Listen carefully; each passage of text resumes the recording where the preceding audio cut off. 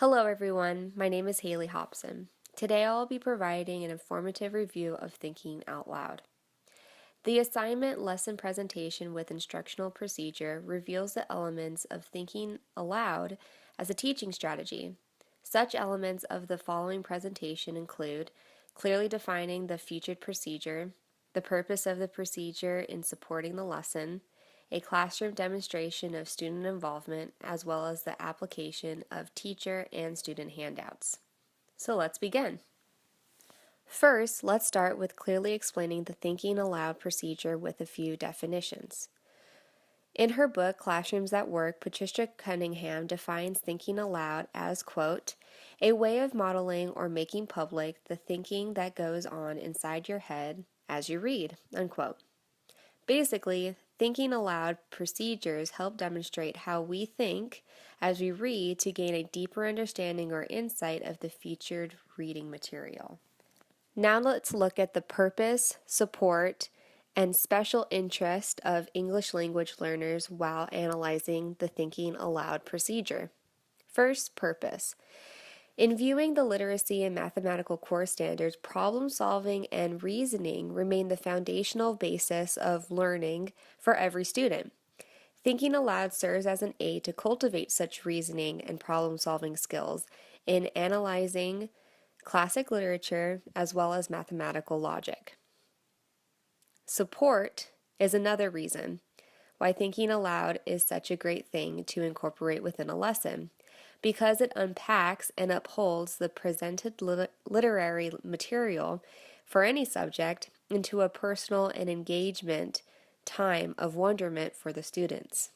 By questioning the author, predicting the ending, inferring the main idea, students are gaining more support to carry into their reading experience every day. And English language learners. Patricia Cunningham states in her book, quote, when you are modeling and inviting children to join in, our English language learners can watch, listen, learn without being required to produce any such language. Of course, they need to learn how to produce language, but much of this production talk is done within the safe context of a small group of sharing ideas rather than in front of the whole class, unquote. In her book, Literacy for the 21st Century, Gail Tompkins quotes, teachers use think aloud procedures to teach students how to direct and monitor their thinking during reading, unquote. Thinking aloud through a teacher's perspective can be also demonstrated by the teaching channel contributor as well as classroom teacher Sarah Brown Westling. She accurately describes and demonstrates the thinking out loud procedure as a means to fuel the student's engagement in analyzing a current event article. As explained in Gail Tompkins' book, Literacy for the 21st Century, quote, students place and practice procedures by thinking aloud by the literacy strategies they're learning. As they think aloud, students respond to the text, identify big ideas and self-questions, make connections, figure out how to solve problems that arise, and reflect on their use of strategies, unquote. Thinking out loud through a classroom involvement is a very high standard. First, the class involvement is demonstrated by opened individual books or one big book for younger grades, accompanied by post-it notes or a reading journal. For EL students, it might be hard to listen and take notes at the same time, so the student can highlight a section and then have a student-teacher conference about which sections of the book piqued interest or provoked a concern. Next, students listen to the teacher's think aloud wonderments. The teacher will stop reading and the lesson for a think aloud session amongst the table groups. The students share a few wonderments of their own which they had written, posted, or highlighted. Furthermore, there should be a time after the lesson or reading segment has concluded for the students to collectively share their insights and questions. This collective sharing process throughout the whole classroom in the thinking aloud procedure helps other table teams cultivate deep comprehension that they did not conjure up on their own. And lastly, there should be a time for reflection. Here is a more detailed outline of the Think Aloud instructional strategy.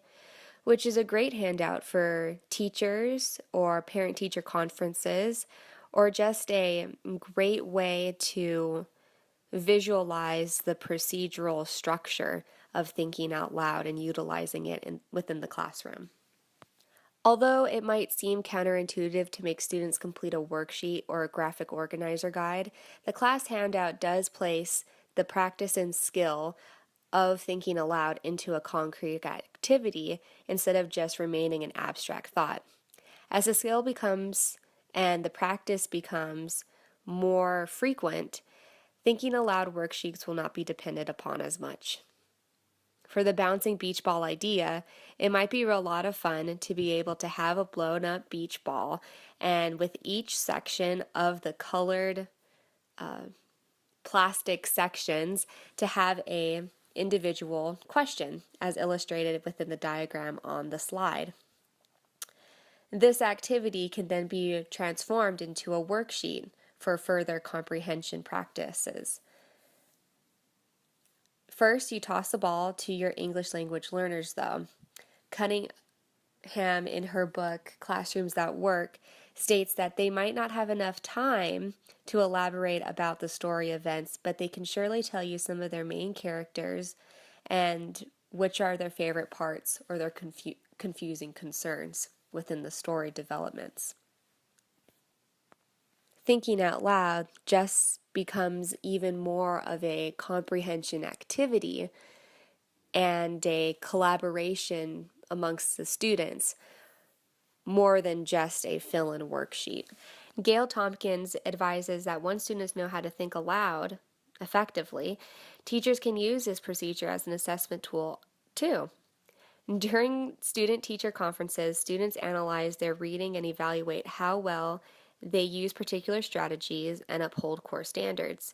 Students self-correct in what they can do differently to comprehend more effectively. And students can also refer to personal annotations, journal reflections, and group discussions to help further. As we conclude this presentation together, I want to leave our time with this encouraging quote of foundational understanding of Think Aloud procedures. Quote, Think Alouds allow you to share your thinking and model all the different strategies your brain uses to make sense of what you are reading, unquote. From Patricia Cunningham and her book, Classrooms That Work, They Can All Read and Write.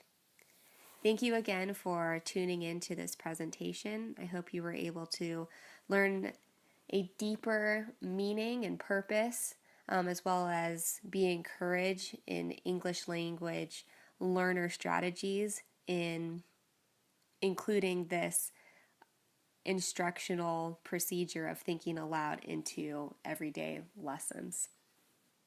Thank you.